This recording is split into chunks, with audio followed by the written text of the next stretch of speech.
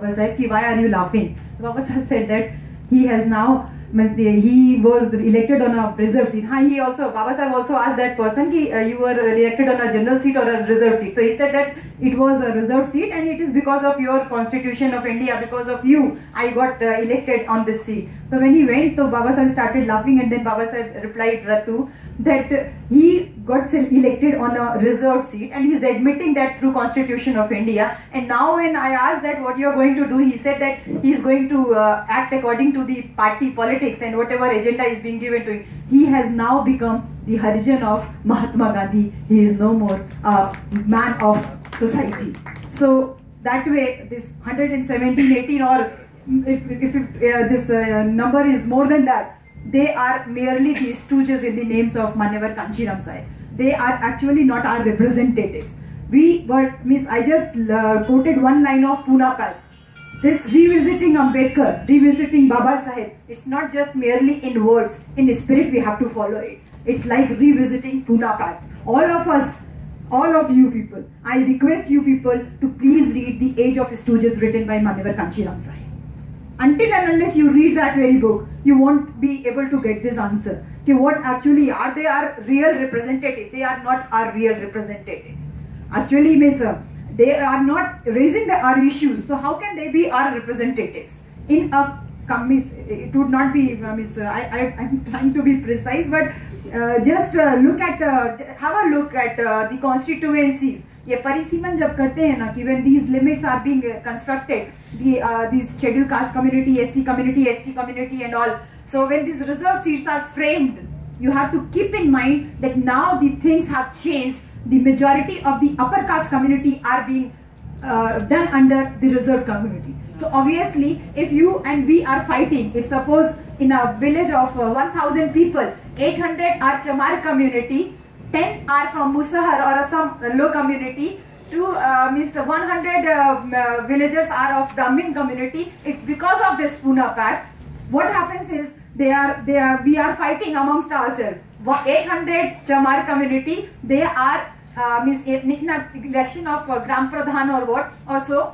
They are there are at least 8 members to 10 members standing in that Gram Pradhan election. They are fighting. We are fighting amongst ourselves, and they just keep watching, keep watching. These upper caste 180 in number, they just keep watching. They'll just at the last moment, they'll just raise one candidate of that Musahar community or some other lower caste community, and they are going to cast their vote to that particular committee. He will become the Gram Pradhan for 5 years, and these 800 majority people, they just lose, and they just they have nothing to do. So these are the drawbacks of Pune Pact, and the same things we can relate to these elections also. Okay, Professor Veeramani, this is first question. Second question is this association of Ram.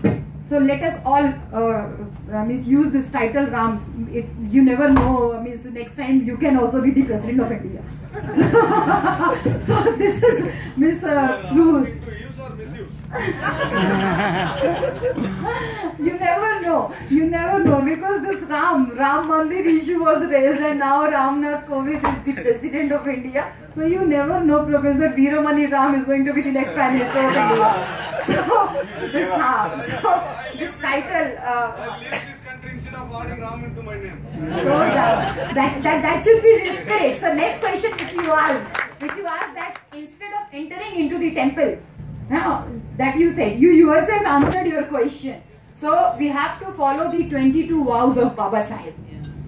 22 vows of Baba Sahib. It's not just I also look beautiful. I don't wear this sindoor. I don't wear this Mangal Sutra and all because I am a Buddhist.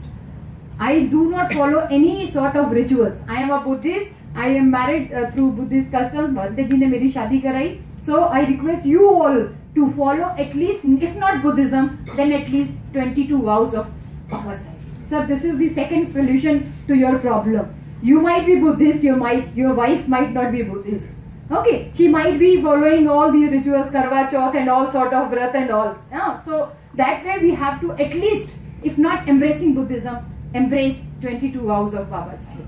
So this is what we are trying to teach. Next question is, this rally is political or not. No. So no, Miss, just a few words. It's Miss, we are totally non-political. We are just paying back to our society. You don't know, but I have taken a loan of 6 lakhs for this Delhi for this organizing this program, because we are we don't have that much money to organize it. It was such a big program, and this year again we are going to mobilize people, because this salary we think that it is of Baba Saheb, and this year again we are going to organize a big program on Tune-Up Act, because until and unless we talk of dual voting rights, ये हमको जो है हमारा आरक्षण, हमारा reservation, they are going to spoil it, they are going to finish it, and we are just busy in these AC rooms. Salary आपको आराम करने के लिए नहीं मिली थी, सैलरी आपको आपका घर बनाने के लिए नहीं मिली थी, सैलरी आपको आपका मकान बनाने के लिए, आपको गाड़ी खरीदने के लिए नहीं मिली थी, सैलरी बाबा साहब ने दी थी for organizing such type of program. So this year on 26 November on संविधान, this Constitution Day we will do. हाँ, और एक मैम ने जो क्वेश्चन पूछा था, the availability of arms, it is on page number 126 volume 3 of Baba Saheb. Okay, so वो आप थोड़ा सा पढ़ लेंगे तो it would be convenient for rest of the people also to answer. Thank you very much.